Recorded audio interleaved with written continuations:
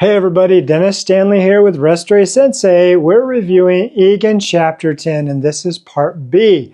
Part 1 talked about the cardiovascular system, and in this segment we're going to continue that topic, but we're talking about systemic vascular resistance.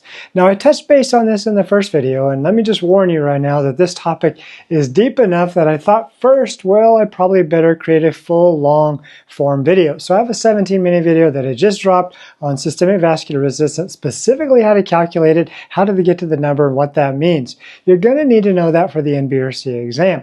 But just to kind of give you an overview of what systemic vascular resistance is, it really is about the force that the heart has to produce to push blood throughout the body.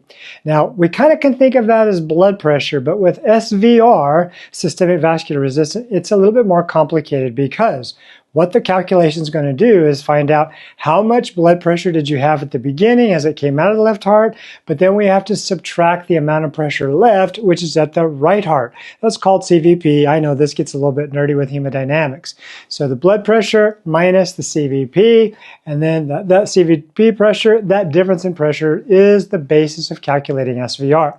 Now what's tricky, and you need to watch the long form video on this to learn how to calculate it, is that you also have to divide that by cardiac output and then times it by some peculiar number 80 to get it in the Swedish unit of force called dynes.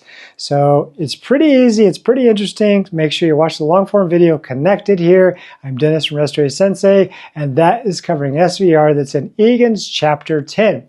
We still have more to cover in Egan's Chapter 10, so the next video will also talk about pulmonary vascular resistance. We'll see you then.